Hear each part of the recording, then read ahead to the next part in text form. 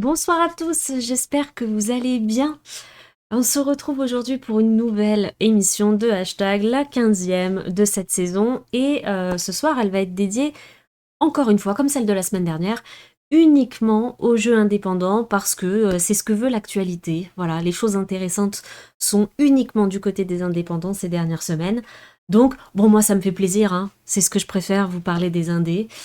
Les triple A, ils sont un peu tout le temps là finalement, hein. Il y en a toujours un peu trop pour eux, donc on va parler des indés ce soir.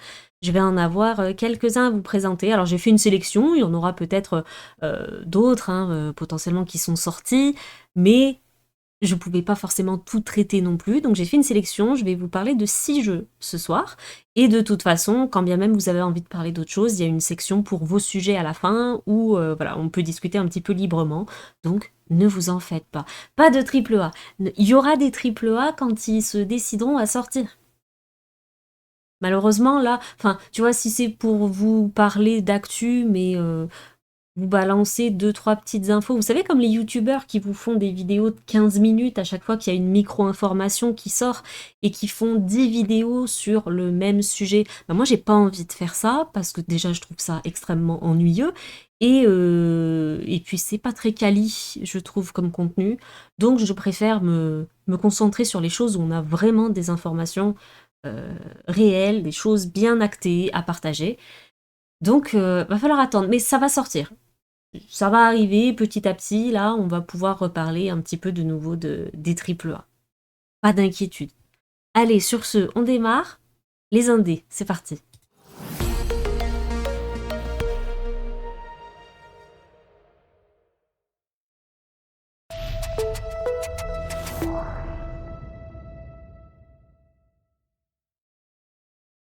Alors, le premier jeu de ce soir, c'est Eternal Strands. Et dans ce jeu, vous allez incarner une tisseuse qui s'appelle Bryn. Et elle va chercher à récupérer son foyer et celui de son peuple. Donc elle a des armes enchantées et elle a beaucoup de magie pour pouvoir affronter tous les ennemis qu'elle va rencontrer. Ennemis, que ce soit des humanoïdes ou alors des bêtes plutôt colossales. Donc votre savoir-faire dans le jeu et l'aide de l'environnement vont vous mener à la victoire. Les combinaisons possibles sont quand même assez vastes, hein, vous le voyez dans le trailer. Vous allez pouvoir grimper sur vos ennemis, utiliser des murs de glace comme des boucliers, geler les ailes d'un dragon en plein vol pour qu'il s'écrase au sol.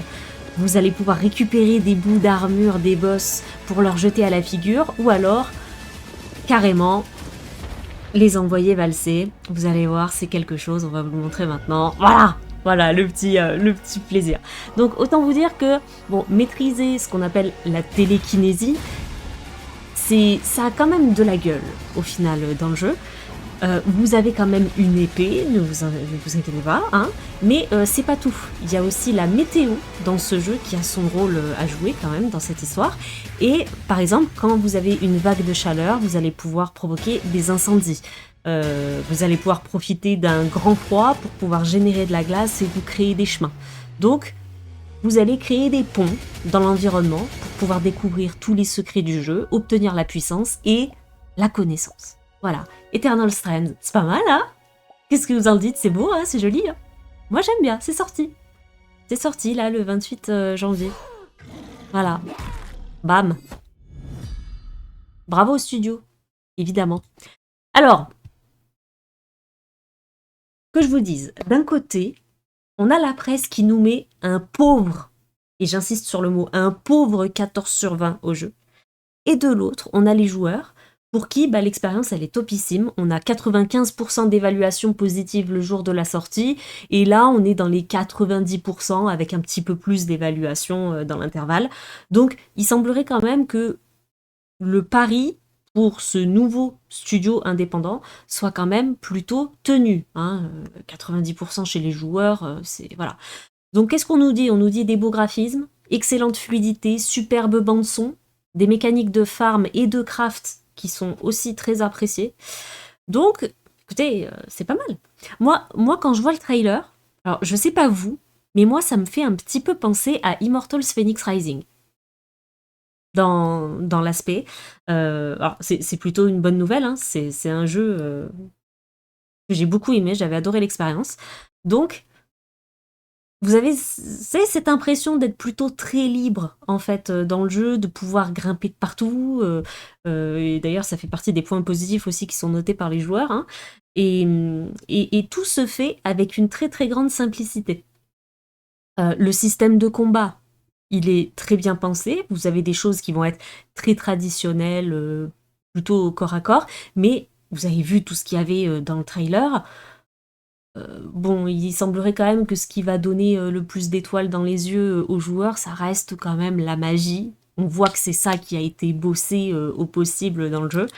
Et donc, bah, le mot qui ressort de toutes les évaluations joueurs que j'ai pu lire, c'est le fun. Le fun absolu dans ce jeu. Donc, tout le monde est d'accord là-dessus. Donc, si le jeu vous fait un petit peu de l'œil, bah, n'hésitez pas. Alors, par contre, faut quand même vous le dire, on est quand même sur un prix à 40 €. Donc, il faut être sûr de vous, ou alors attendre une promotion, hein, c'est possible aussi. Moi, je l'ai wishlisté, comme, comme plein d'autres jeux, mais 40 €, c'est quand même, c'est quand même un peu beaucoup. Ce sera en promotion. Très sincèrement, voilà, en l'état, je mets pas forcément 40 € dedans. Je suis un petit peu étonnée quand même parce que on est sur du jeu indépendant, nouveau jeu, nouveau studio. Alors ça a l'air d'être un studio où il y a des vétérans du jeu vidéo quand même dedans, mais bon, j'ai envie de vous dire, aujourd'hui, les vétérans, ils se font tellement virer de partout que, ben oui, tu les retrouves dans des petites boîtes indépendantes. Bon, hein, est-ce que c'est vraiment un argument? Bof, des vétérans, il y en a un petit peu de partout en réalité. Euh, mais ça fait beaucoup, je trouve. Dans cette configuration-là, 40 €.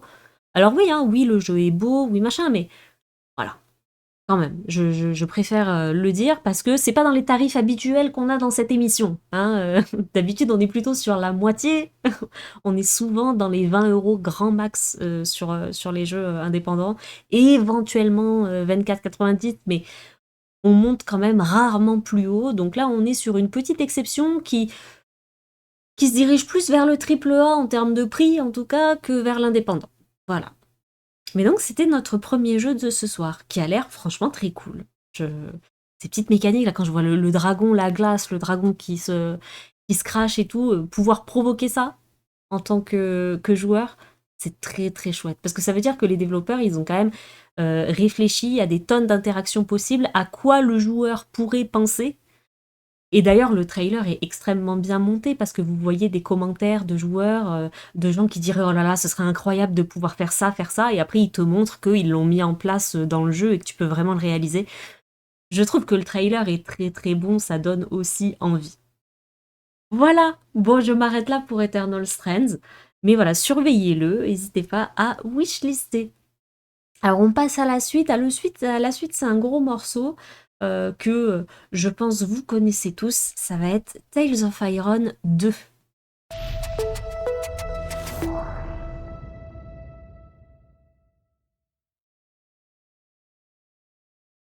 Alors Tales of Iron, c'est un jeu où des rats et des grenouilles se sont fait la guerre dans le premier opus. Et donc là, on a l'aventure qui démarre pour Arlo, le héros, qui s'en va explorer les terres du Nord parce qu'il y a une menace, des ailes obscures qui planent sur le peuple. Alors je suis désolée, ils ont fait un trailer où ils papotent. Il n'y a pas que de la musique, pardon, hein. Donc cette fois, on va combattre les chauves-souris. Donc vous n'êtes pas un héros, vous êtes un rat, hein, en réalité, combattant du Nord, froid comme la glace. Et donc un rat forgé dans le fer qui est prêt à lutter, à survivre à chaque combat. La roulade va évidemment être votre allié, vous le voyez à la gueule des combats. Vous le voyez, la roulade, là, va falloir rouler. Et vous avez aussi un contre décisif pour pouvoir réaliser des très belles exécutions. Voilà. Donc vous allez avoir beaucoup d'armes qui seront disponibles, une lance, un arc, une masse, vous allez aussi avoir des pièges tactiques, et il est bien armé quand même, je trouve, ce rat là. Ça fait quand même un bel arsenal, hein. En plus de ça, il a aussi des sorts, vous le voyez là, donc feu, glace, poison, électricité, il y a quand même pas mal de choses. Et donc voilà, il va falloir défendre votre territoire, agrandir votre colonie, dépenser votre or par exemple à la forge, ou pour la cuisine, ou alors à l'échoppe. Voilà, vous allez avoir le choix de pouvoir construire comme ça certains bâtiments. Donc, bon, une vie de rat plutôt incroyable, j'ai envie de vous dire. Donc voilà, Tales of Iron 2 qui est sorti aussi là le 28 janvier. Alors, qu'est-ce que je peux vous en dire du côté des joueurs? Tout le monde s'accorde à dire que si vous avez aimé le premier opus du jeu, le deuxième vous plaira forcément. Donc ça, c'est plutôt une bonne nouvelle. On est à 80% d'évaluation positive. Ça coïncide parfaitement avec un 16 sur 20 de la presse. Donc quand on dit que tout le monde est d'accord, là, pour le coup, on peut pas faire mieux. Les premières impressions sur le jeu, elles sont bonnes. La direction artistique, elle fait toujours autant plaisir. Le combat est bon. Et les nouvelles mécaniques qui sont introduites dans le jeu sont appréciées. Ce que j'ai pu voir dans les évaluations. Et aussi, petit bonus quand même, tenez-vous bien, la voix du narrateur.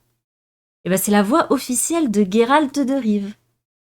Geralt vous parle à l'oreille pendant toute votre session de jeu, c'est plutôt pas mal, c'est super, on aime bien, on aime bien. C'est plutôt quali quand même d'avoir ça. Alors par contre, il y a quand même une chose qu'il faut pas oublier, c'est que au niveau du gameplay, ça va être exigeant, hein. On n'oublie pas que vous savez le tag qu'on adore énormément, vous savez le tag Souls-like qu'on voit un petit peu partout. Bon, bah là, il est bien présent. Le jeu est exigeant et parmi les évaluations négatives, eh ben, on évoque justement parfois un mauvais dosage de la difficulté. Alors bon, je suis allée voir un petit peu parce que mauvais dosage de la difficulté, qu'est-ce que ça veut dire? Eh ben, par exemple, si vous vous mettez en mode difficile, c'est du two shot par tout ce qui passe, absolument tout ce qui passe. Et si vous vous mettez en mode normal, c'est 3-4 coups grand max. Voilà. Donc au moins vous êtes prévenu, vous n'êtes pas sur un jeu qui va vous laisser beaucoup de marge d'erreur. Alors en plus de ça, on a des joueurs qui font part de certaines mauvaises hitbox. Alors apparemment c'était un défaut qui était déjà présent dans le premier jeu. Donc c'est plutôt catastrophique de voir ce défaut revenir. Alors après, on a quand même certains tests de la presse qui parlent, par exemple, hein, pour vous illustrer tout ça, d'un début de jeu qui va être très difficile, avec une difficulté, je cite, insensée au niveau du premier boss, qui pourrait provoquer de nombreux abandons. Et aussi, il y a quelques regrets sur le système d'artisanat qui aurait pu être un peu plus poussé dans le jeu. Donc, si vous voulez, le problème, c'est que en fonction de la personne, la perception de la difficulté ou d'autres choses va pouvoir varier. On le sait, sur ce genre de jeu, c'est typique de ces jeux-là. Quand on commence à rentrer dans le Souls-like, il y en a qui vont vraiment toujours trouver ça trop dur, trop injuste, trop ceci, trop cela, et d'autres qui vont dire non, c'est ok, ça pourrait être pire, machin, voilà. Et donc, ça dépend ce que vous allez lire, quel profil de joueur va laisser un avis sur la question.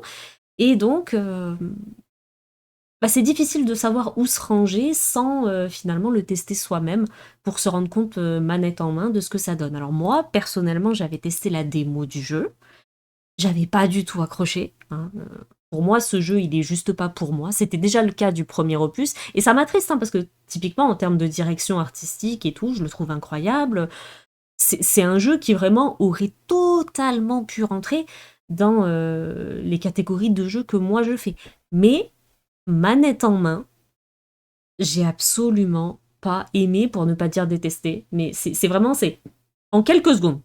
Quelques secondes, j'ai dit non. C'est pas la peine. J'ai quand même réessayé avec le deuxième opus, ça a été le constat, le même constat. Donc, malheureusement, ce n'est pas pour moi, mais voilà, ça m'empêche pas de vous en parler, de vous faire part des retours sur le jeu, qui pour le coup sont quand même bons, hein. Là, comme je vous dis, ce débat sur la difficulté, c'est un éternel débat. On peut pas s'arrêter que là-dessus pour juger d'un jeu. Et faut pas oublier qu'il a 80% d'évaluation positive, donc c'est quand même un gage de qualité. Pas s'arrêter que ce sur quoi on a envie de s'arrêter. Donc n'hésitez pas. Par contre, si vous n'avez pas fait le premier opus et que par hasard vous seriez bien intéressé par le deuxième, je sais pas si la démo est encore disponible, mais je ne pourrais presque que conseiller de quand même tester pour voir si à vous, ça vous plaît ou pas manette en main, si les sensations vous plaisent, parce que c'est pas certain que ça vous plaise, même si vous aimez les Metroidvania, les roguelikes, les machins. Donc vérifiez quand même. À part ça, le jeu a l'air de très très bien se porter, et si problème il y aura sûrement des mises à jour, parce que c'est une licence qui est suivie quand même par beaucoup de joueurs, j'ai aucun doute là-dessus, donc ça devrait très très bien aller pour eux. Voilà. Voilà ce que je peux vous dire sur ce Tales of Iron 2. Et donc on va déjà passer à notre troisième jeu de la soirée. Et là on va être sur un style très très très différent. Vous allez voir.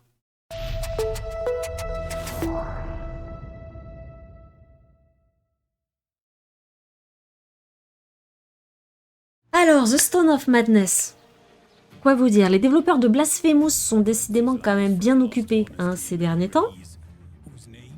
Et donc les voilà qui nous sortent un RPG tactique, où on va parler infiltration. Donc on s'y attendait franchement pas du tout. Là, dans le style, on est complètement en dehors de ce qu'ils font d'habitude.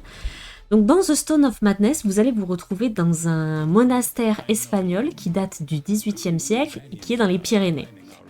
Dans ce monastère, il y a une prison inquisitoriale et un asile. Donc châtiment, folie, désespoir, ça c'est le quotidien des prisonniers. Et donc il y a 5 de ces prisonniers qui vont décider de s'unir pour pouvoir affronter leur phobie, la folie, et partir à la découverte de tous les mystères qu'il y a dans le monastère pour pouvoir tenter de s'en échapper. Donc vous allez incarner les 5 personnages en tour par tour, pour lancer des sorts, pour réaliser des assassinats, des distractions, paralyser des esprits maléfiques et plein d'autres trucs. Donc la gestion de la santé mentale, ça va être un élément primordial pour chacun des personnages. Vous avez pour chaque personnage une fiche qui va vous expliquer un petit peu les traumatismes et les phobies qu'ils ont pour pouvoir vous adapter votre plan de jeu. Donc si vous voulez, c'est un petit peu à la manière d'un Darkest Dungeon. Vous auriez pas trop envie de sombrer dans la paranoïa, la démence ou des accès de violence. Voilà. Vous voulez pas ça en plein milieu de votre run, ça vous mettrait très très mal quand même. Voilà. Donc le jeu il va vous proposer 2 campagnes dans un environnement qui franchement est magnifique, je trouve. C'est fait en images qui sont peintes à la main. Et vous avez un environnement en temps réel où tout a son importance, même jusqu'à même l'heure qu'il est. Et ça va être à vous de réaliser vos actions au meilleur moment. Alors, on est évidemment sur un jeu, je pense, de niche, d'accord et qui dit jeu de niche, dit des évaluations qui tombent pas forcément par milliers. En tout cas, sur les premiers retours qu'on a. Du côté des joueurs, c'est l'enchantement. Vraiment, on a une pluie de compliments pour le jeu, 90% d'évaluations positives, donc qu'est-ce qui nous amène à ce pourcentage ? Forcément la direction artistique, qui marque un nombre de points colossal auprès du public. L'atmosphère, elle est décrite comme très immersive, même parfois oppressante, jusqu'à même sa bande-son, qui est extrêmement bien adaptée. On a un sound design aussi qui vous donne le sentiment de vraiment y être. Vous avez des planches qui craquent, des cris au loin, des murmures, voilà, ce genre de choses. Alors, le jeu, il brille aussi dans sa gestion stratégique. Vous allez devoir penser rapidement, tout en planifiant soigneusement vos actions. Alors, c'est vrai que, bon, les deux ensemble, ça peut être compliqué parfois de faire vite, mais bien. Et toutes vos décisions, il faut savoir qu'elles auront des conséquences. Et donc, tout le gameplay, finalement, il s'allie très très bien à la narration, où le joueur, il va se sentir impliqué dans l'histoire. Donc, j'ai envie de vous dire, pour terminer, que il semblerait que là, on soit face à un must-have, en tout cas pour les fans d'infiltration, qui vont y trouver un challenge, et qui sont pas forcément gênés par cette atmosphère de type un peu horreur psychologique que le jeu peut renvoyer. Parce que des fois, il y a des gens qui peuvent avoir un petit peu du mal avec ça se comprend. Mais très sincèrement, on est sur un must-have, on est sur une petite pépite. Et puis, bon, J'ai envie de vous dire que venant des créateurs de Blasphemous, moi je suis pas étonnée, ils sont juste trop forts. Voilà. Mais en tout cas, ouais, chouette pépite qui, je pense, n'a peut-être pas... alors, j'ai pas envie de dire pas du tout, mais de concurrence. Et sincèrement, je vois pas trop en face de quoi on pourrait mettre ce jeu. Parce que il y a des mécaniques qui vont nous faire penser à Darkest Dungeon, hein, tous ces trucs de santé mentale, phobie, etc. Qui peuvent snowball sur l'équipe, sur la run. Donc on peut faire des petits liens par-ci par-là avec d'autres jeux, mais pour autant, je pense que c'est vraiment une expérience à part qui vous est proposée ici. Donc vraiment, si vous êtes fan d'infiltration, foncez. Foncez parce que ça a vraiment l'air d'être super. Voilà. Et donc ça, c'était notre 3e jeu de la soirée. On va passer au 4e. Alors le 4e, moi, il me plaît beaucoup. Celui-là, je suis très contente de vous le présenter. On est peut-être... Allez, j'ai envie de dire mon potentiel coup de cœur de la soirée. Allez, le mot est lâché. Potentiel coup de cœur. Jingle, c'est parti.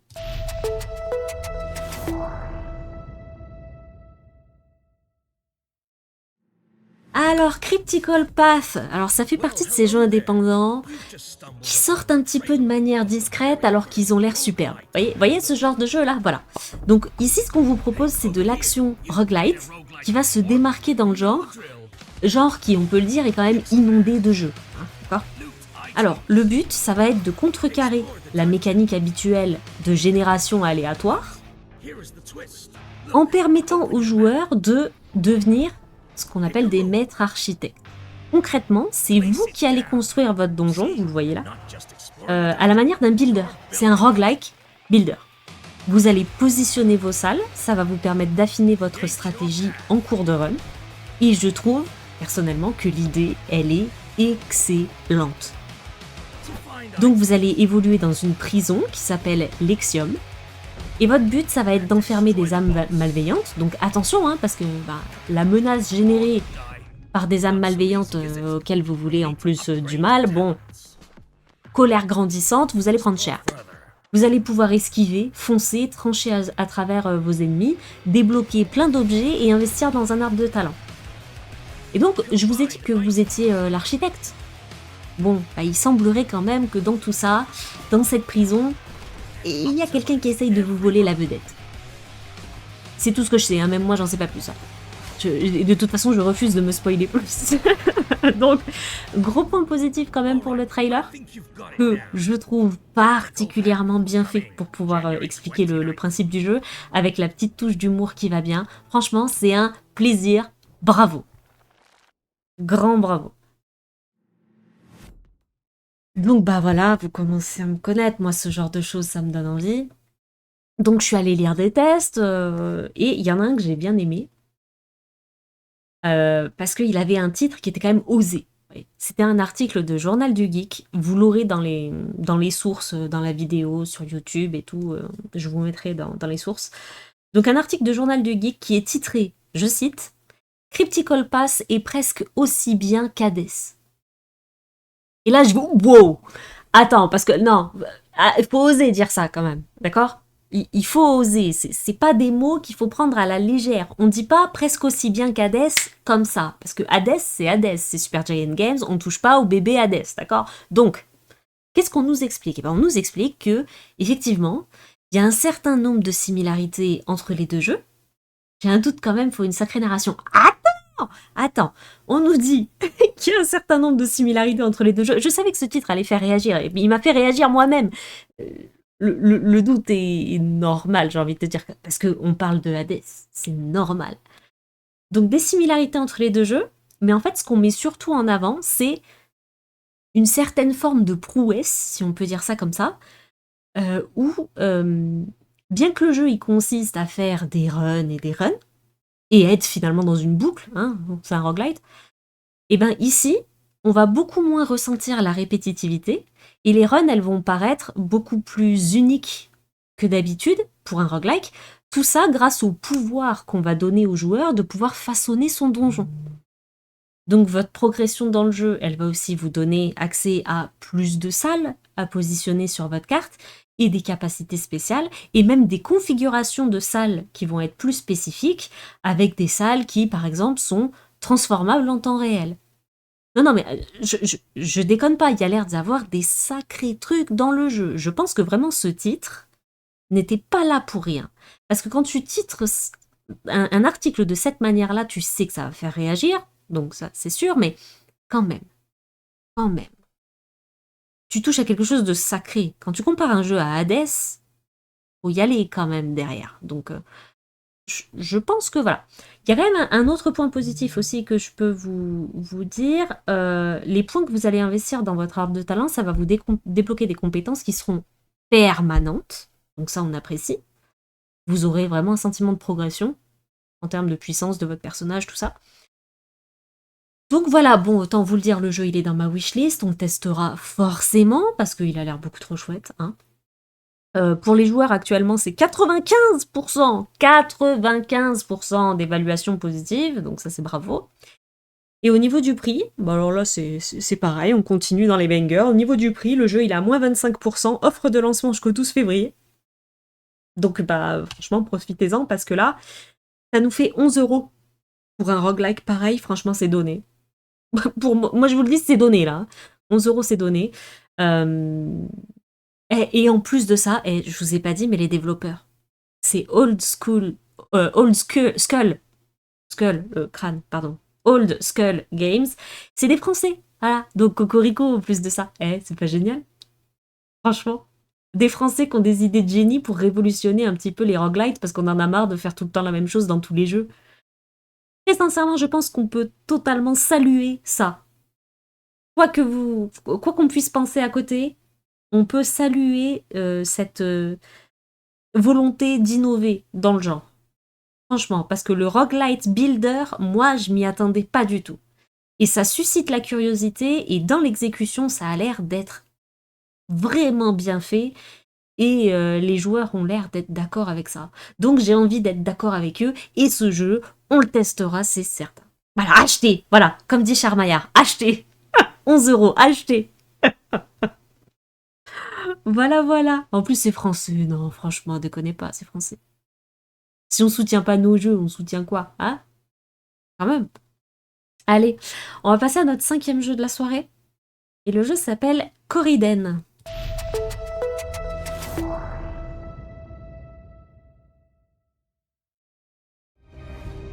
Alors bienvenue sur Coriden, c'est un action RPG qui est bien particulier parce que vous allez incarner un métamorphe.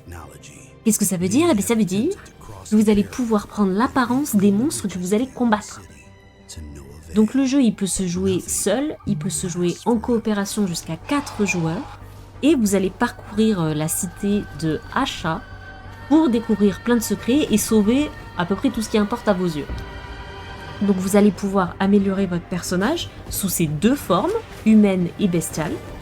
Et donc ce qui est super avec la forme bestiale, c'est que elle vous sert autant pour le combat que pour pouvoir évoluer dans votre environnement en fonction des obstacles que vous allez rencontrer. Au niveau du combat, les ennemis sont variés, vous avez des bêtes, des bandits, des machines. Votre équipement et votre capacité à esquiver, sauter et utiliser des compétences, ça va être primordial pour pouvoir aller au bout de votre mission principale, mais vous aurez aussi des missions secondaires, donc de quoi vous occuper dans le jeu. Alors, donc là, on est sur une expérience ARPG qui se veut plutôt destinée aux casus, parce que vous allez vraiment pouvoir jouer en toute tranquillité. C'est pas un jeu qui va vous mettre la pression, d'accord ? Il n'y a pas de volonté de nuire, ok ? Tout va bien. Donc du côté des joueurs, le constat, il est plus que positif, parce que, bon, j'ai regardé cette nuit, on était littéralement à 100% d'évaluation positive sur Steam pour 35 évaluations. Et donc des joueurs qui ont été impressionnés par ce qui a été réalisé par une toute petite équipe indépendante. Pourquoi je dis toute petite? Parce qu'ils sont 2. Ils sont littéralement 2. Donc, les joueurs, ils mettent en avant la beauté du monde, une belle OST, la variété des options de build qu'on peut avoir pour les personnages, la qualité de la coopération qui fonctionne à merveille. Et alors ça Ça, je pense qu'on peut insister là-dessus, parce qu'en général, les jeux, les démarrages de jeux avec des coopérations comme ça, il y a toujours des problèmes. Et ben là, apparemment, il n'y en a pas. Donc les joueurs sont contents. Vous avez aussi des combats qui sont rapides, qui sont exigeants, parce que vous allez devoir combiner plusieurs choses. Le fait d'esquiver, de tirer, d'envoyer des spells, de vous transformer. Il faut faire un petit peu tout ça en même temps, donc c'est dynamique.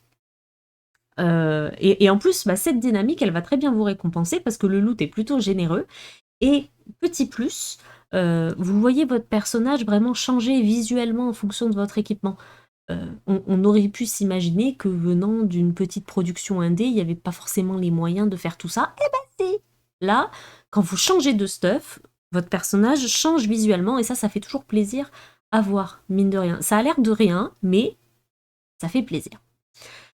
Un autre point qui est apprécié, et pas des moindres, vous savez que on se plaint souvent, alors je dis on, parce que je pense que on, mais je me plains aussi souvent, vous savez du manque de détails qu'il peut y avoir dans les caractéristiques des objets. On nous donne jamais des pourcentages précis, des valeurs précises, et ben là on a tout.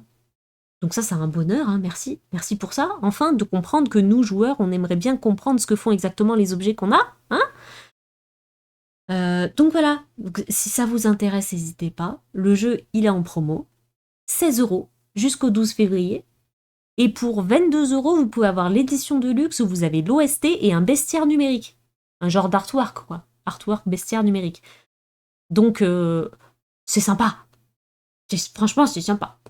Donc, une fois de plus, par contre, on n'est pas étonné. On ne trouve pas de test de la part de la presse. Voilà. Donc, on souffle. Comme d'habitude, les indépendants qui souffrent à cause de la presse qui n'en parle pas, et pourtant on a 100% d'évaluation positive. Merci beaucoup. Voilà. Merci la presse. Et donc, écoutez, on se dirige déjà vers le dernier jeu. Le dernier jeu dont je vais vous parler ce soir, qui s'appelle Sword of the Necromancer. Alors peut-être que vous connaissez, c'est possible. C'est fort possible. Regardez l'artwork, il est magnifique.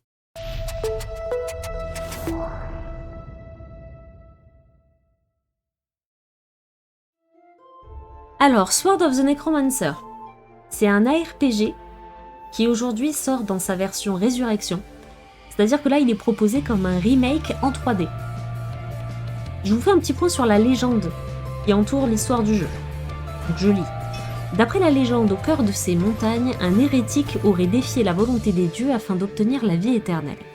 Ses plans ont été couronnés de succès et l'on raconte qu'il aurait créé un artefact lui permettant d'accomplir des rituels interdits, le rendant immortel. Et peut-être même de ramener les morts à la vie.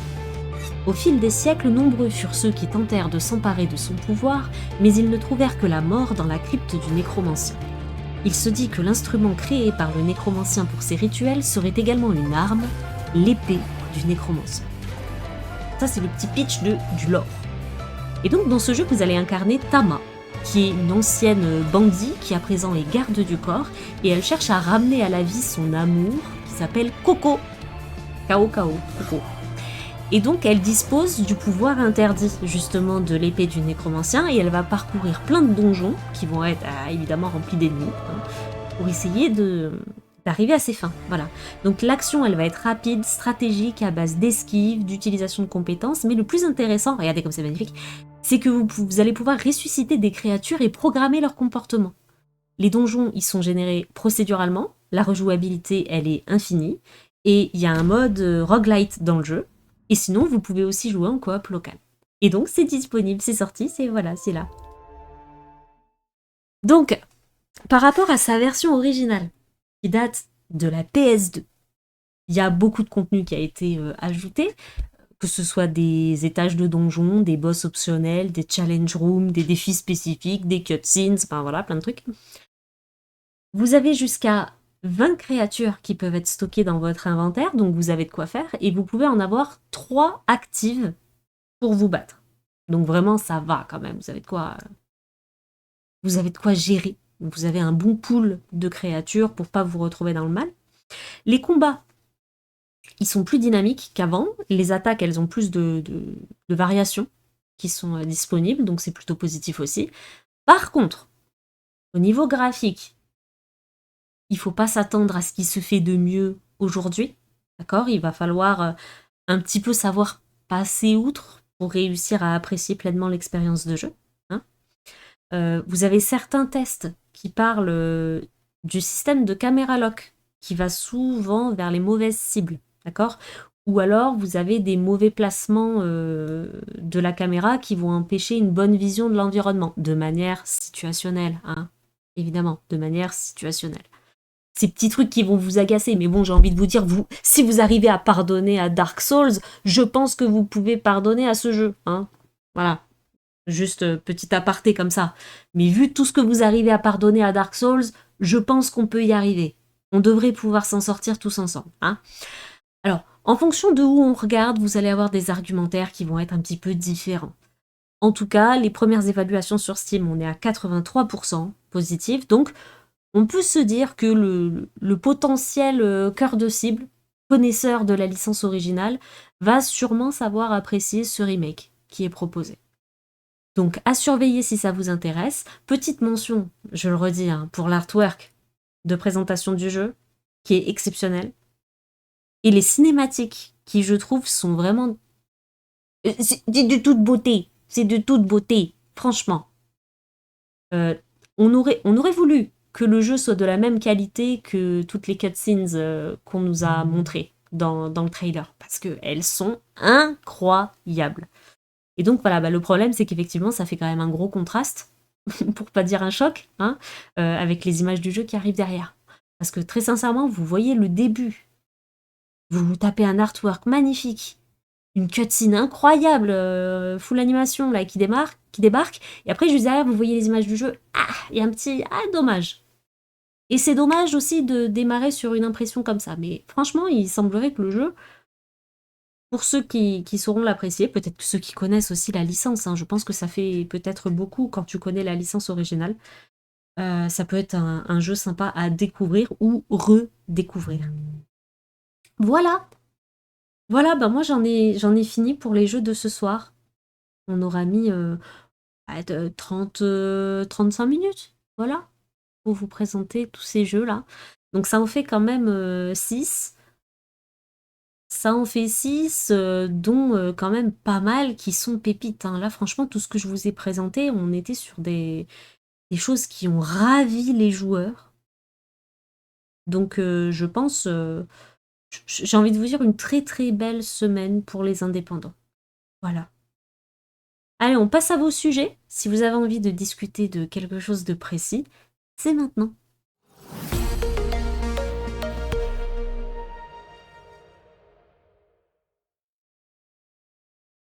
Et voilà, moi je vous écoute. Bon, qu'est-ce que vous en avez pensé alors de ces petits jeux-là? Est-ce qu'il y en a qui vous font de l'œil quand même? Déjà, quand même, j'espère. Je vais en profiter pour boire un peu d'eau. Alors Ubisoft, non, je déconne. Non, pas encore, pas encore. Laisse le temps un peu.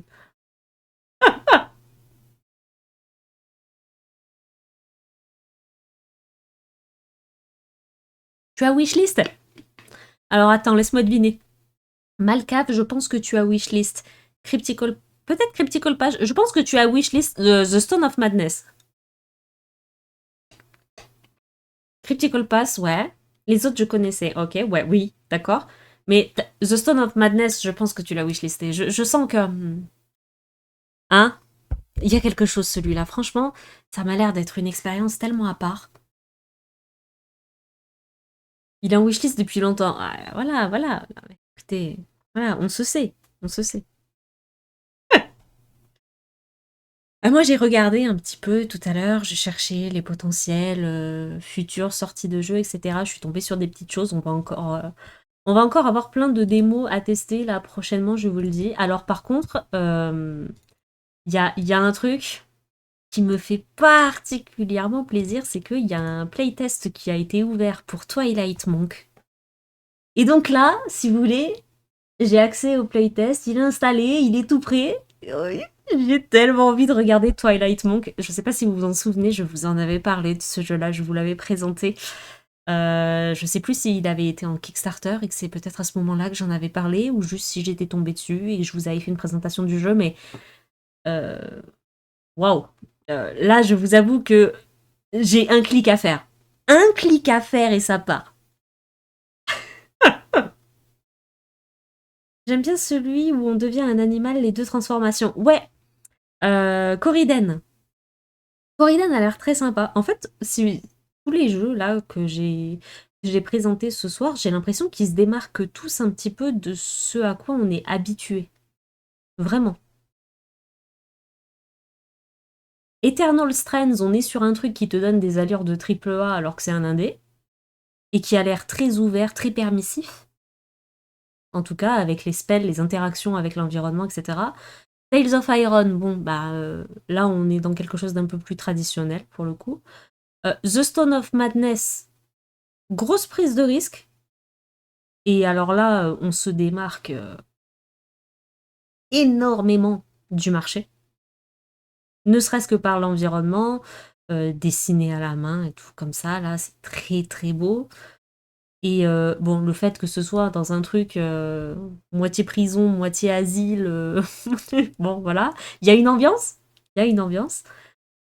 Et surtout le fait que les choses se déroulent en temps réel, que tu aies aussi un lien qui se fait avec l'heure qu'il est, pouvoir planifier tes actions, toi dans ta tête, quoi, vraiment te dire, bon, bah je fais ça quand il fait jour, je ferai plutôt ça quand il fait nuit.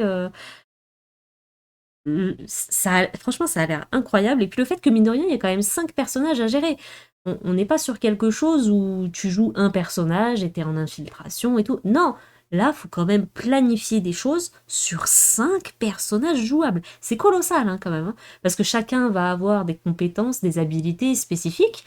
Donc tu peux pas faire n'importe quoi non plus. Je pense que c'est un jeu où potentiellement tu peux bien te prendre la tête, hein. Cryptical Pass, après, bah là, c'est le roguelite rénové, si on peut dire ça comme ça. Vraiment, c'est. Moi, j'adore, hein, ce principe-là qu'ils ont fait de roguelite builder. Ça a l'air fou. Moi j'ai eu des étoiles dans les yeux moi, quand j'ai vu Cryptical Pass. Et salut, bienvenue à toi. Coriden, pareil, ouais, ce truc de métamorphe là, avec des combats qui du coup ont l'air super dynamiques, le fait que tu puisses explorer le monde. Pourquoi pas à voir en fait après comment ça rend. Est-ce que aussi au niveau du lore de la narration, est-ce que ce qu'on va nous raconter au-delà de se métamorphoser, est-ce que l'histoire qu'on va nous raconter va nous embarquer aussi ou pas? Et ouais, en dernier, Sword of the Necromancer, là par contre on est plus niche, on est sur un, un public qui je pense est un petit peu plus ciblé, euh, public potentiellement nostalgique du premier jeu qui avait existé à l'époque, où là on leur offre un remake, voilà. Je sais pas si je parle bien français parce que je suis italien. Ne t'en fais pas, on te comprend très bien. Ah, tu parles très bien, t'en fais pas. Et donc Malcave qui nous dit il y a eu un patch gigantesque de No Man's Sky, j'ai plus envie de travailler du tout. Sérieusement, la valeur de ce jeu ne fait qu'augmenter. Alors qu'est-ce qu'ils ont fait exactement? Ils sont allés rajouter encore 4 milliards de planètes et de machin, parce que je t'avoue que je suis pas allée lire, mais oui, apparemment, il y a eu un très très gros truc parce que je l'ai vu passer, en tout cas dans mes flux d'actualité, mais moi j'ai pas joué à No Man's Sky, hein. J'ai pas joué, hein. Un de ces quatre, il va peut-être falloir essayer quand même, hein. Maintenant que le jeu il est étoffé, monstrueux, ça pourrait peut-être valoir le coup qu'à un moment donné on s'y penche quand même, mais c'est je suis un peu embêtée si vous voulez parce que No Man's Sky il est dans le Game Pass et t'as envie d'essayer le jeu et tu te dis bah le Game Pass c'est une bonne solution pour pouvoir tester, sauf que si ça te plaît et que t'as envie de vouloir y revenir, bah moi j'ai pas envie de dépendre d'un abonnement au Game Pass pour pouvoir jouer. Donc je serais plus d'avis que bah voilà le jeu faut l'acheter et puis au moins après t'as pas cette pression et tu joues vraiment quand tu veux. Sword of the Necromancer, je suis très mitigée parce que bah, le premier en pixel art me semble plus joli en fait. Oui, alors tu peux avoir ouais, un affect plus particulier Je pense que c'est vraiment deux expériences totalement différentes. Il y a une tentative de modernisation, peut-être, là, on peut dire, qui est faite par les devs. J'ai presque plus envie de prendre l'original que la résurrection. Ah ouais, ah, à ce point-là, quand même. No Man's Sky, le prix du jeu a pas bougé depuis la release. Il est en promo très souvent. Et à plus de 40 patchs version 5.5, c'est assez ouf. Mais il coûte combien, No Man's Sky? Il coûte combien en réalité? Le prix de base. Après, comme dit, oui, il doit souvent y avoir des belles promotions, hein. Jette un œil au pixel art de l'original. Attends, fais voir. Je vais regarder.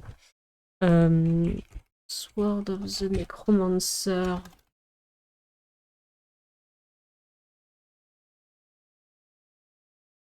Il y a 15 $ l'original sur Steam. Ah ouais, il est beau le premier!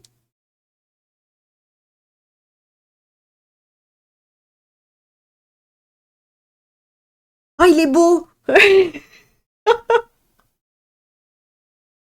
Ah oui, oui, oui. Tu sais à quoi il me fait penser le premier? Tu sais à quoi il me fait penser les images là? Il me fait penser à Moonlighter. Par la patte un peu. C'est une connerie ou pas? Il me fait penser à Moonlighter. Complètement. Ah, ça va, je suis pas folle. Ah ouais, non, il est chouette le premier, hein. Ils l'ont porté en 2021 sur PC, a priori, parce qu'il est sur Steam au 28 janvier 2021. Ah, donc en fait, en plus, il est sorti pour une date anniversaire, 28 janvier. Incroyable ça. Mais du coup, je comprends.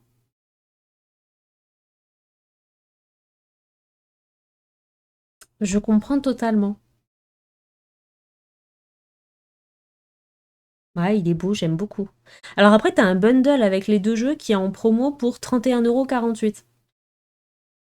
Mais sinon, ouais, la version de l'époque, elle est à 14,99 €. Et le nouveau, le remake, il est proposé à 19,99 €. Donc ça va, tu vois, ils ont même pas forcément gonflé. Par contre, je me rends compte effectivement que pour le trailer, en fait, c'est le trailer de l'époque, ils ont simplement changé les images qu'il y a entre les cutscenes qu'on nous montre, mais c'est les mêmes images. Donc déjà à l'époque, il y avait un très très beau, une très très belle cinématique de présentation, en fait.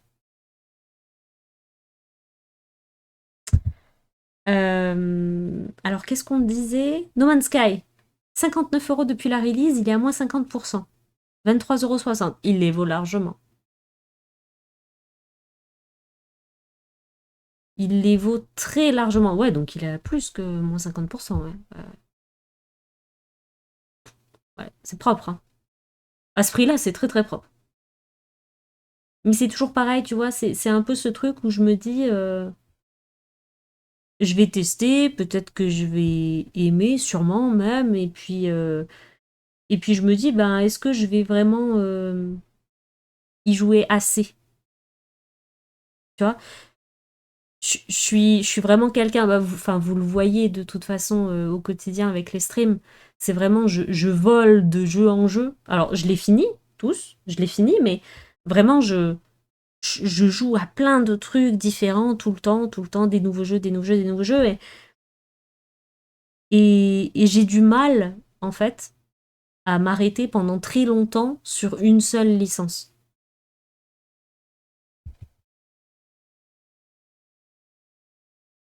En fait, ils sortent le Résurrection parce qu'ils ont prévu une suite dans le même style à Revenant.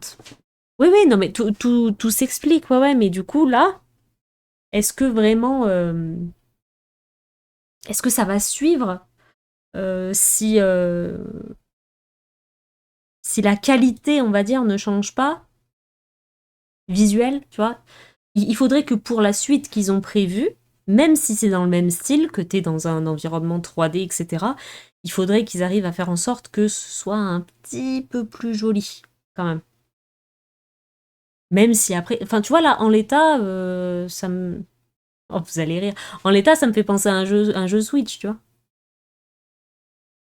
Ou un jeu 3DS. Ça pourrait totalement, tu vois, un jeu... on dirait un jeu Nintendo, hein. Franchement, ça pourrait être un jeu Nintendo, ça me choquerait même pas. J'ai rien contre la 3D, mais la DA me convainc pas, alors que l'original, oui. Oui, non, non, mais pour le coup, je suis d'accord avec toi, quand tu mets les deux côte à côte, t'as plus envie de jouer à l'ancien qu'au nouveau. Je te rejoins là-dessus. Ça rend pas le nouveau mauvais pour autant, mais c'est vrai que c'est très différent, quoi. Après, peut-être que la qualité, on va dire, tu la trouves ailleurs dans le remake, du point de vue des combats, de la diversité, du nombre de mobs que tu peux avoir.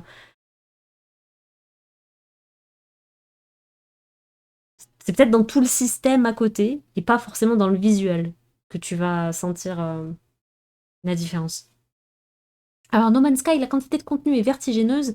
C'est plus un jeu à faire régulièrement que d'un coup. Oui, mais du coup, tu vois, est-ce que je prendrais le temps d'y retourner souvent et tout? Ben, j'en sais rien. Parce que j'ai un peu ce sentiment que je fais trop de choses, tu vois. Fut un temps, j'arrivais à jouer à un même jeu pendant très, très, très, très, très longtemps. Des mois et des mois sans problème. Aujourd'hui, je me rends compte que beaucoup moins et que j'ai tendance à me lasser, peut-être, je dirais. Et d'avoir envie juste de jouer à plein d'autres trucs, tu vois, de m'abreuver de jeux vidéo.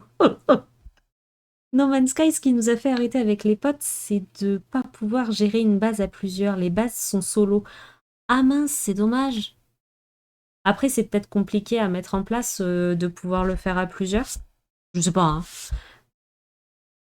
Parce que je sais pas ce que ça implique une base dans No Man's Sky. On n'est pas sur un truc de type Satisfactory, on est d'accord? C'est assez difficile. Maintenant, j'arrive à y retourner régulièrement pour écluser les patchs. Parfois, j'y retourne 2-3 jours, parfois 3 semaines. Ils devraient corriger ça dans Light No Fire, leur prochain jeu. Si t'as jamais vu le trailer, ça a l'air cool. Ça a l'air incroyable, Light No Fire. Ouais, ouais. Ça a l'air incroyable. Par contre, je sais pas si... On n'a pas eu de nouvelles récemment. Je crois pas. Moi, j'en ai pas réentendu parler depuis longtemps. Depuis bah, les fameuses présentations trailers qu'on avait vues en conférence.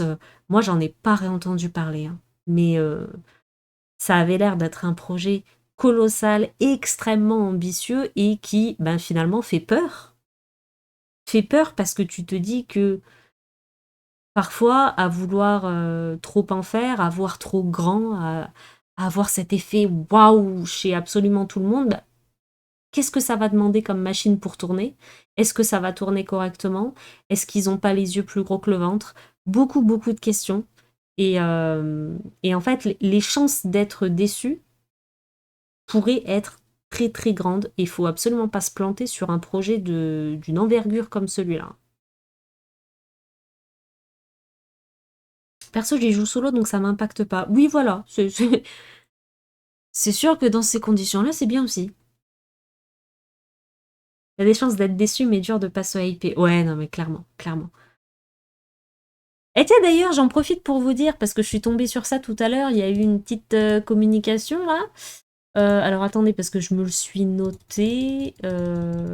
C'était quand? Attendez. Là. Le 6 juin, vendredi 6 juin, alors je sais pas encore à quelle heure, mais ce sera le Summer Game Fest. Voilà, si vous voulez vous le noter, vendredi 6 juin, Summer Game Fest. Ça a été annoncé par Jeff Keighley. On a une date. Ben, je t'en prie, je t'en prie. Moi c'est noté. Mais par contre, il n'y a pas l'heure encore pour l'instant, on a juste le jour. Dans l'update Steam de No Man's Sky, ils ont dit qu'ils planchaient à fond dessus, hier ou avant-hier. Ah bah ça va, ils vont le faire alors. Ça va réutiliser les bons points de No Man's Sky et corriger les défauts a priori. Il y a des chances d'être déçu, mais dur de pas se hyper. Ouais, ouais, ouais. Mais il y a pas mal de jeux comme ça qui nous font nous hyper, hein. Ah, d'ailleurs, j'ai vu tout à l'heure aussi une communication du studio de Expédition 33. Vous le savez, il y a des éditions collector qui vont sortir aux États-Unis, édition Lumière et je sais pas quoi. Ombre, enfin je sais plus, mais bon, il y a une édition Lumière qui va sortir et malheureusement, elle ne sort qu'aux États-Unis. Il n'est pas prévu qu'elle sorte en France. Il y aura qu'une édition physique standard. Et donc, ils ont expliqué que malheureusement, c'était pas de leur ressort et que ben, de tous les gens. Enfin, je veux vous lire exactement parce que j'ai pas envie de vous dire des bêtises. Je veux vous lire leurs mots. Ce sera toujours mieux plutôt que de déformer. J'aime pas ça. Clair Obscur Expédition 33.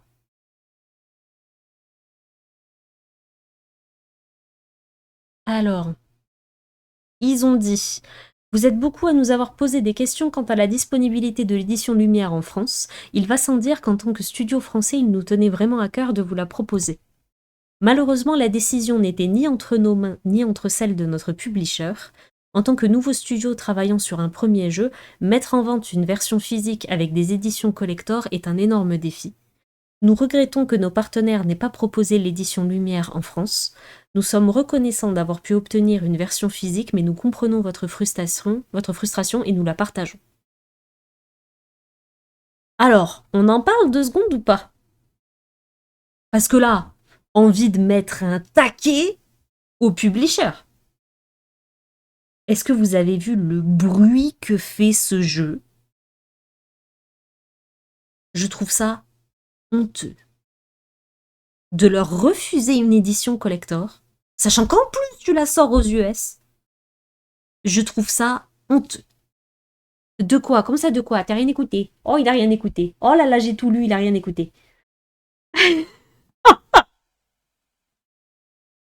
Je parle de Expédition 33, Malcave, qui a une collector qui sort aux États-Unis et le publisher refuse de la sortir en France.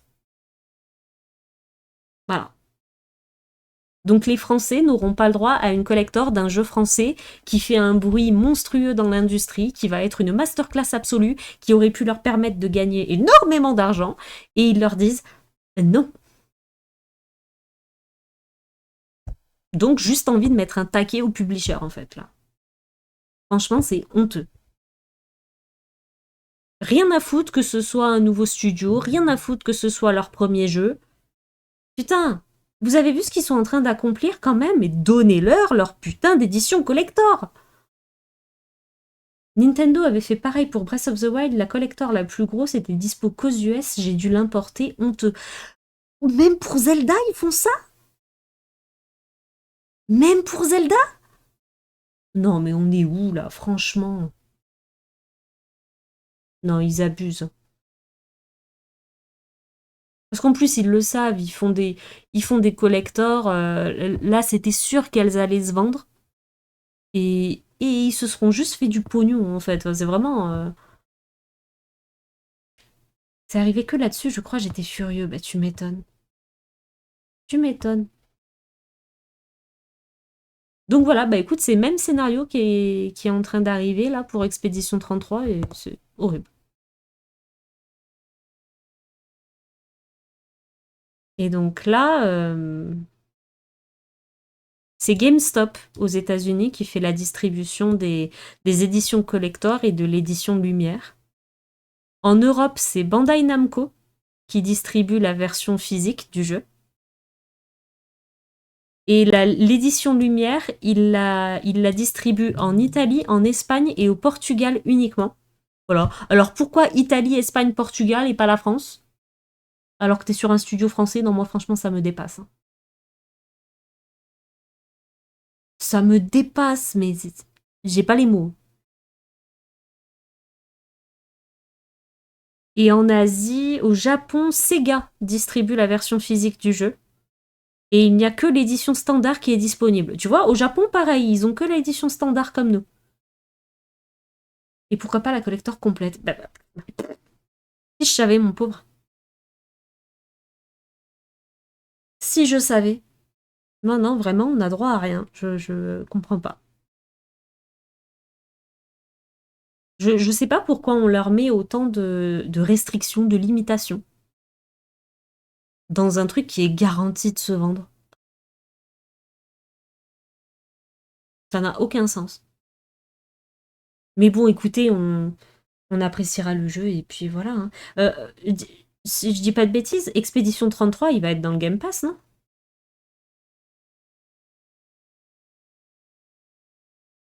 Il me semble, hein.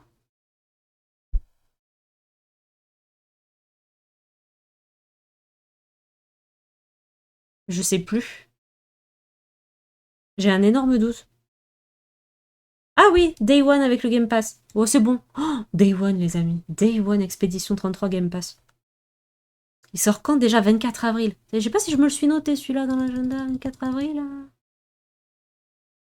Ah oui, et 24-04, Expédition 33. C'est déjà noté. C'est déjà noté. Ok. Euh, J'ai pas noté prendre le Game Pass, tout ça.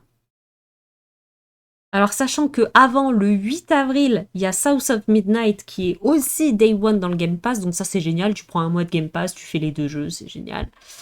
On aime beaucoup.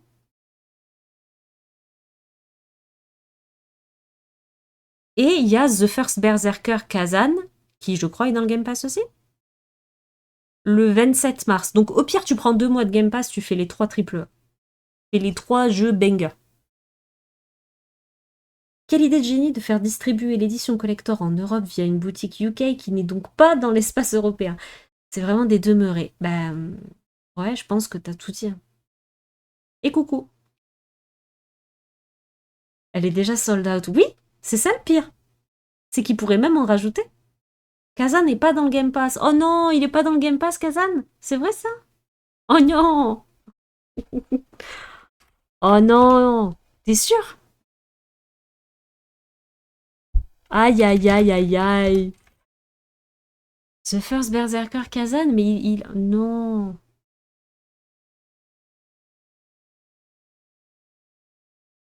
Ah vraiment?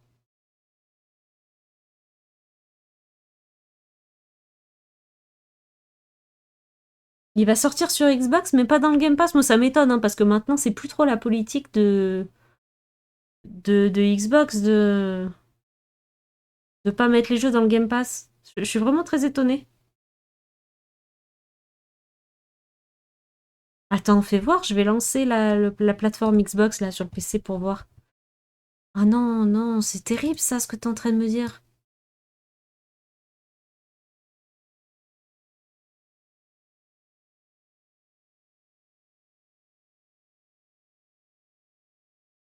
Et d'ailleurs, Eternal Strands que je vous ai présenté ce soir, sachez qu'il est dans le Game Pass.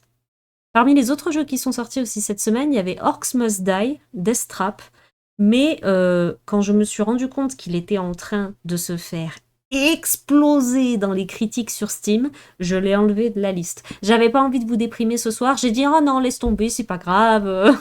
Ah, voilà, sachez-le, sachez-le. Il était là et il a disparu. Je suis occupée à le refaire sur Series X. Et oui, parce que ce que tu fais de la démo est porté pour le jour de la sortie, normalement. Tu le conserves. Ah non, je suis trop triste.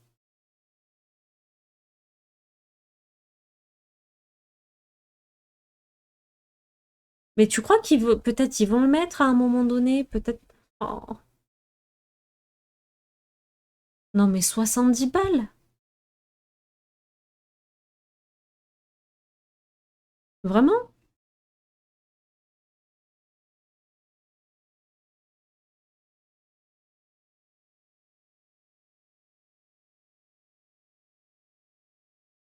60 balles sur Steam.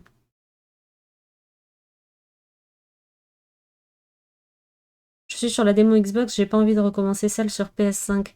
Ah bah oui, je te comprends, oui. Ah c'est sûr. Oh là là.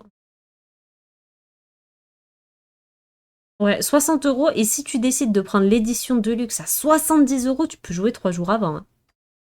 Attention, hein, 3 jours avant, hein, 10 balles. Détestable. T'as des bonus de précommande, t'as tout un set d'armure.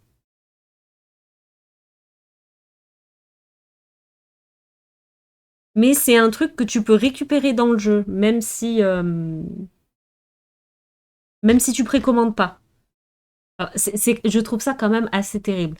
Le truc qu'on t'offre pour la précommande, c'est un truc que de toute façon tout le monde va avoir dans le jeu. À quoi bon? C'est ça, maintenant tu payes pour jouer 3 jours avant. Ouais, et je trouve cette pratique absolument scandaleuse. Et le problème, c'est que ben, à partir du moment où il y en a un qui a essayé et que ça a marché, et ben tout le monde s'est mis à le faire. Et puis maintenant, c'est devenu une mode, hein, ça s'est totalement démocratisé, ce genre de pratique. Et maintenant, c'est absolument tous les jeux qui proposent ça. Et t'es plus dans un truc où il y a une date de sortie pour tout le monde. Pour moi, tu fais des écarts en fait entre les joueurs qui vont pouvoir se permettre ou pas de prendre cette early access. Et en fait, à la date officielle de sortie du jeu, bah, sur un malentendu, tu vas pouvoir bah, te faire littéralement spoiler par des gens qui ont joué depuis 3 jours et qui peut-être ont déjà fini le jeu. Je trouve qu'en plus de ça, tu vois, ça peut provoquer ou accentuer des mauvais comportements, notamment pour les gens qui diffusent hein, les jeux vidéo. Non, franchement, c'est pas cool du tout. Le mode pigeon activé, oui, voilà. Et au-delà de ça, bon, voilà.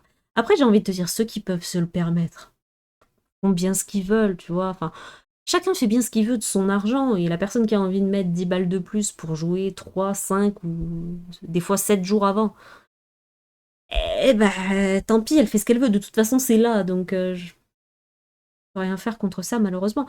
Mais c'est vrai que par contre, si les gens de base n'avaient pas cautionné ce genre de pratique, eh ben, ils seraient pas tous en train de faire ça, quoi. Très clairement, ils seraient pas tous en train de faire ça. Donc une fois de plus, l'industrie tente des choses, mais c'est les joueurs qu'il faut blâmer parce que c'est les joueurs qui font fonctionner le système. Si personne n'achetait, ça donnerait une bonne leçon aux éditeurs et puis ils arrêteraient de faire des trucs pareils. Les gens achètent, ça marche, ils se font de l'argent, et ben ils recommencent. Enfin, c'est évident. C'est juste évident. Mais bon, voilà, donc je confirme 60 €. Eh ben, 60 € mars, sachant qu'au mois de mars, il y a plein de trucs qui sortent. Non, vraiment, le mois est maudit. Il y a trop de choses. Il y a trop. C'est impossible. Mars-avril, ça va être terrible. À mon avis, ils perdent aussi pas mal d'argent en réputation. Mais c'est pas chiffrable. Ouais, réputation, réputation, écoute. Hein. Tu sais, les gens critiquent beaucoup, mais ils y reviennent toujours. Hein. Donc bon, après...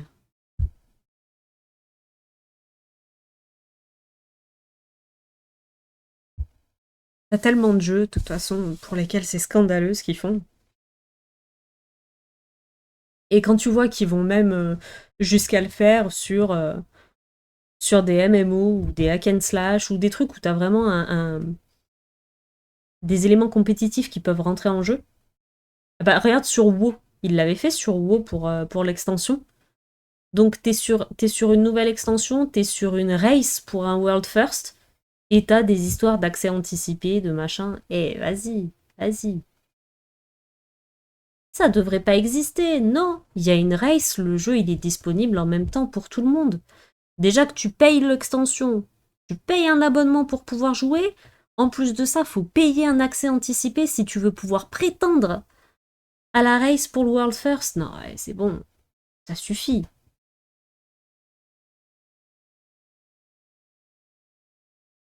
On peut compter les gens qui reviennent puisqu'ils achètent, mais tu peux pas compter les gens qui rejettent le produit en raison des pratiques, puisqu'on n'a rien pour les compter. C'est vrai. C'est vrai. Et vous savez quoi? Je viens de voir quelque chose qui m'inquiète énormément. Sur The First Berserker Kazan, il y a des nouveaux. Pourquoi? pourquoi? Pourquoi ils ont foutu des niveaux? Oh là là, si on se retrouve avec des problèmes de performance. Oh là là là là, je sais. Oh là là, s'il y a un écart entre la démo et le jeu final, on saura pourquoi, les amis, je vous le dis.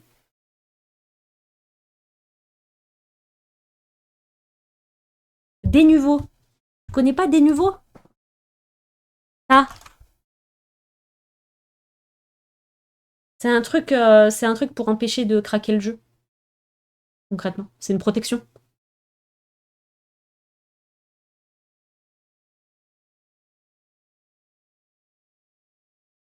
C'est une protection pour que le jeu ne soit pas craqué et que les gens ne puissent pas le télécharger et qu'ils soient obligés de l'acheter pour y jouer, concrètement. Sauf que des niveaux, ça crée des problèmes de performance dans les jeux. Alors c'est quelque chose qui ne sera évidemment jamais reconnu par des niveaux, mais c'est un fait. Tous les jeux, quasiment, qui fonctionnent avec des niveaux, c'est une surcouche en fait que tu viens appliquer. Tous les jeux qui ont ça se retrouvent avec des pertes de performance qui parfois peuvent être catastrophiques, hein, désastreuses. Et là, crois-moi que sur ce genre de jeu-là, t'as pas envie d'avoir des drops de frame, t'as pas envie d'avoir des problèmes de performance, quels qu'ils soient. Donc là, tu vois, je viens de voir ça, ça me fait un peu peur. Des niveaux qui dit mais non, c'est pas nous. Les devs retirent des niveaux, les performances s'améliorent. Des niveaux, juré, c'est pas nous. Voilà. C'est exactement ça. Voilà. On n'aurait pas pu mieux le dire. C'est exactement ça. Donc vraiment, ça me fait peur. Tu vois, typiquement, t'aurais pas envie d'avoir un des nouveaux sur Sekiro. T'aurais vraiment pas envie. Non, mais là, ça me fait vraiment peur, en fait. On est d'accord que sur la démo, la surcouche de dénuveau n'est pas appliquée. Pas sur la démo.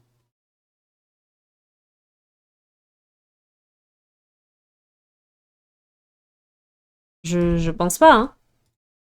Je vais voir. Ouais, voilà, le truc de dénuveau, il y est pas sur le côté quand tu vas pour télécharger la démo. Sur la page de la démo, tu le vois pas. C'est pour ça que je m'en étais pas rendu compte. Ils l'ont pas mis. Voilà. Donc là, la démo qu'on a testée, c'est la vraie version, la vraie bien du jeu. Avant la merde qu'on va mettre par-dessus. Eh ben limite, ça vaudrait le coup d'attendre d'avoir des retours, hein, parce que si à la sortie il y a des problèmes de performance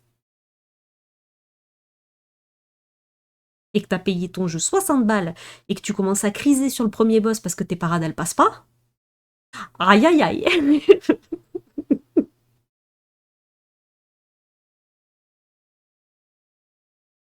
On met pas des niveaux sur une démo déjà parce que c'est une chure à appliquer. Imagine des niveaux sur Sekiro, tu joues en mode diapositive. Non, mais je veux pas imaginer des niveaux sur Sekiro. Je veux juste pas imaginer. Aïe aïe aïe. Eh ben tu vois, ça donne quand même envie de surveiller la sortie avant d'acheter, hein.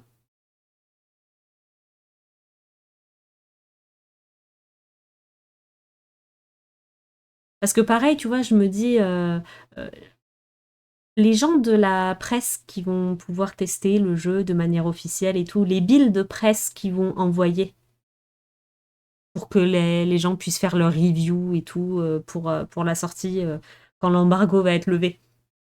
C'est des versions avec ou sans des nouveaux qu'ils ont? C'est peut-être des versions sans. Donc est-ce que ça veut dire que peut-être même les trucs de la presse on pourra pacifier et que ce sera vraiment la parole des joueurs uniquement qu'il faudra regarder par rapport aux performances?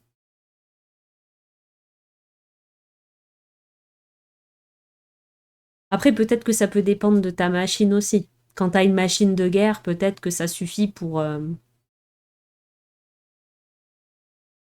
contourner le problème. Mais c'est vrai que si t'es dans une configuration déjà qui de base est un peu juste ou quoi, je sais pas.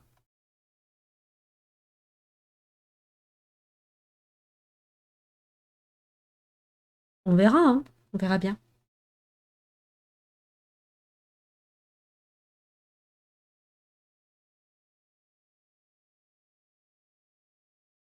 Bon alors, vous savez que tout à l'heure, j'ai fait le l'ending de de Ender Magnolia.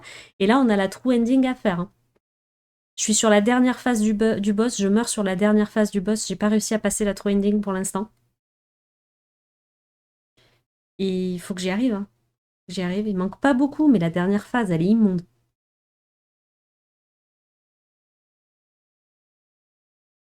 Et la dernière phase, elle doit représenter quoi entre 15 et... Ouais, peut-être 15% de la vie du boss, mais les derniers 15%... Oh là là.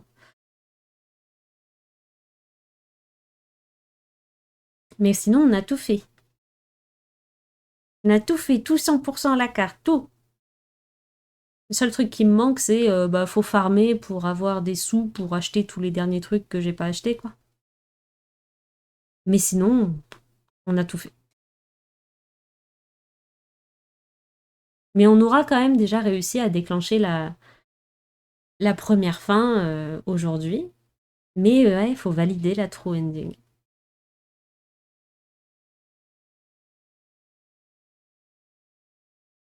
Bon, alors par contre, j'aurais bien aimé vous organiser une petite... alors après-midi, soirée, peu importe, de tests de démo de jeu parce que j'en ai encore pas mal en stock. J'en ai au moins 6, si ce n'est pas plus, là, de nouveau. Là, c'est terrible. Beaucoup de jeux à tester. Donc, va falloir qu'on s'organise ça. Un de ces quatre.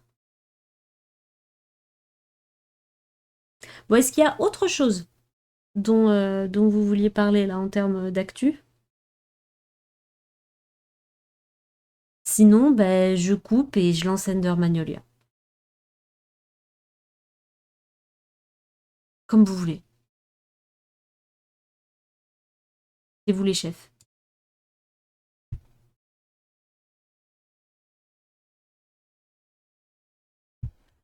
Parce que je veux la faire, cette twinning. Je veux la faire. Elle va passer, hein. Quoi qu'il arrive. Ça prendra le temps que ça prendra. Elle passera. Je pense que c'est tout. Ah, BioWare. Ah, qu'est-ce qui se passe chez BioWare?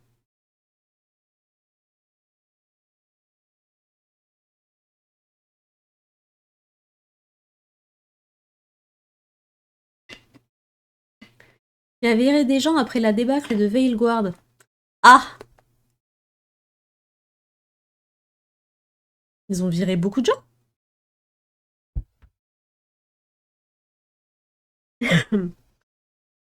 Toute l'équipe d'écriture, plus d'autres.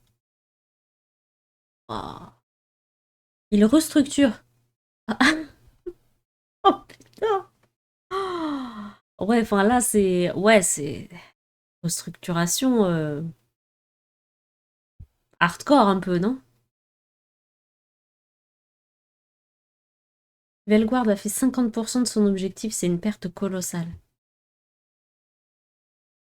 Oui, c'est un fait.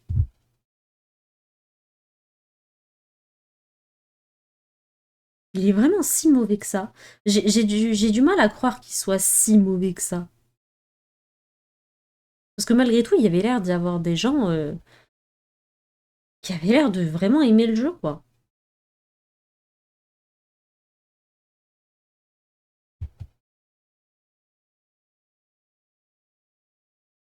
Rien à ajouter, le sujet a été vastement traité, mais ouais, l'écriture est vraiment ratée. C'est triste. Après, c'est sûr qu'une mauvaise écriture, ça te sort totalement de ton expérience de jeu, quoi. C'est ça, ça loupe pas. Hein.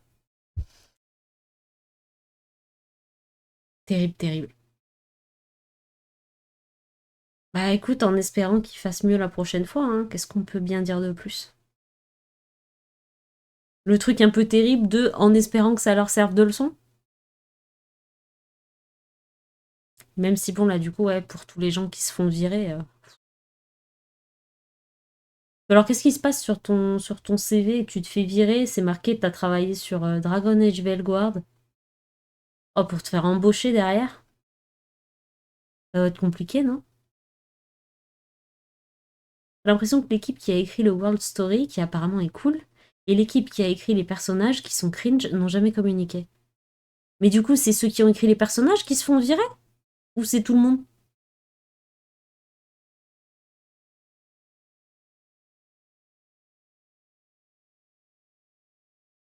C'est ça en fait, il y a un décalage. Je crois qu'ils ont viré très largement. Oh là là. Ah ouais, non, c'est terrible. Terrible. Eh ben, j'aimerais pas être à leur place, hein. Je n'aimerais pas. Enfin, cela dit, peut-être que nous, on aurait mieux écrit. Ah, peut-être. Je ne sais pas, peut-être. Ah là là. Bah, rip, hein. Rip. Il y a certainement des gens qui font bien leur taf dans le lot qui ont subi les conséquences. Ah, mais ça, c'est certain. 2000%. Oui, oui, c'est sûr. Mais c'était prévisible. Ouais, ouais, ouais, oui, c'était prévisible. Comme Ubisoft, c'est vachement prévisible aussi. Ce genre de chute là, ce genre de crash. C'est, et ça va se reproduire après Assassin's Creed Shadows, ouais, tout à fait. On se comprend, on se comprend. Oh là là là là. Ah, ça fait peur, hein. Mais là, il y a encore des créateurs de contenu qui sont allés dans les locaux d'Ubisoft, tester le jeu, tout ça. Et puis tu le vois, quoi, que vraiment ça parle sans trop parler non plus. En fait, quand tu lis un peu juste deux, trois mots, tu sais, quand ils font des tweets ou qu'ils écrivent des trucs sur TikTok ou ce que tu veux, c'est vraiment. Les gens, ils vont tester Assassin's Creed Shadows, puis ils te disent, oh là là, vraiment, le monde a l'air très cool, machin. On te parle beaucoup de l'environnement, de la potentielle beauté du monde, machin, mais on te parle jamais du gameplay. C'est incroyable. On ne te parle jamais du gameplay. À croire que Ubisoft derrière a dit, eh,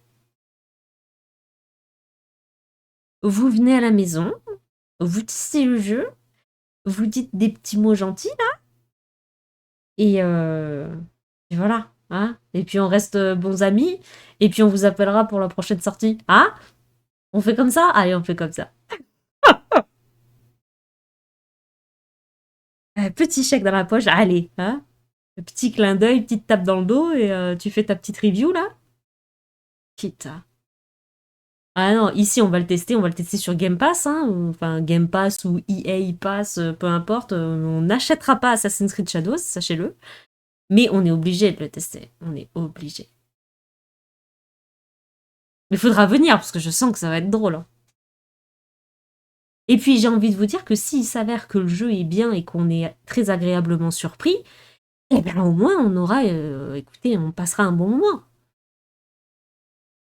franchement. Le pire qui puisse arriver, c'est qu'on soit agréablement surpris. C'est vraiment le pire. Donc allons-y. Votre billet est tombé par terre. Mais j'ai pas de billet. Allons, allons, c'est forcément à vous. Oh. Non mais voilà. Puis on jouera Naoe. Et on essaiera de jouer le moins possible Yasuke. Vous avez vu que le jeu se fait censurer. Hein. C'est au Japon qui se fait censurer. Je sais plus. C'est au Japon, je crois.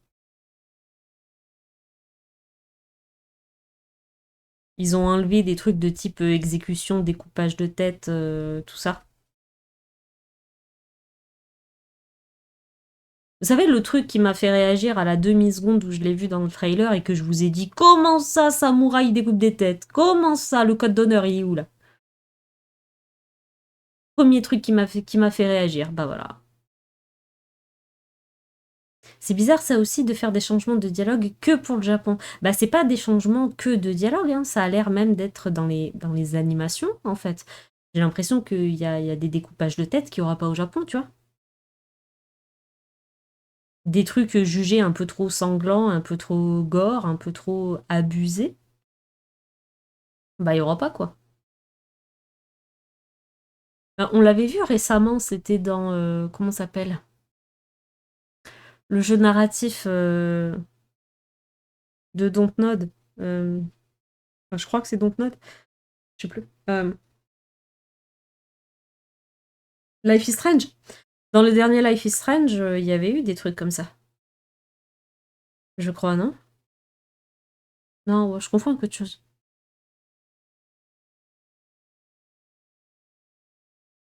Non, je confonds avec autre chose. Oh non, je sais plus.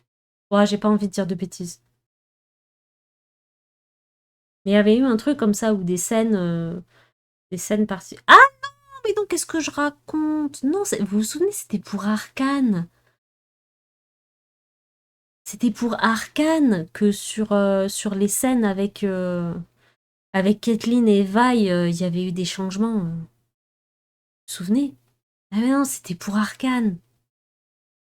Pourquoi je suis partie sur Life is Strange, moi? La censure du démembrement, c'est un problème strictement japonais. Mais on sait pas encore pourquoi. Normalement, avec un rating adulte, ça pose pas de soucis. Est-ce qu'ils ont essayé de descendre le rating? C'est possible. Pour la Chine et le Moyen-Orient, Arcane comme d'hab hypocrisie. Ouais.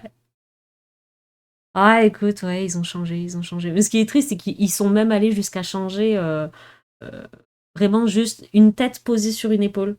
Tu vois, juste une tête posée sur une épaule, c'est devenu un truc, oula. Oulala. Alors que bon, c'est rien, c'est une tête sur une épaule, tu vois. Encore l'autre scène, je veux bien à la limite qu'ils aient des censures, des machins. Bon, tu sais quoi, voilà. Après, c'est chez eux, ils font ce qu'ils veulent. Mais le coup de la tête sur l'épaule, bon, faut quand même pas abuser, quoi. Faut quand même pas abuser. Là, il y avait pas de, il y avait pas de challenge des limites sur cette scène. Non, c'était rien. Ah, on n'essayait pas de jauger ta tolérance sur un truc comme ça. Non, c'est bon, c'est une tête sur une épaule. Ce monde n'a ni queue ni tête, ouais. Et pourtant, on y vit. Bon, sur ces sages paroles, on arrive à la fin de cette émission. Donc, je vais vous mettre les sources. Je mets le générique. Et bah, du coup, si vous voulez voir Ender Magnolia, partez pas. Juste vraiment, je mets le générique et je relance tout de suite pour Magnolia. Voilà. Allez, je vous remercie à tous. Et puis, bah, on se retrouve la semaine prochaine pour de l'actu jeux vidéo. Allez, des bisous!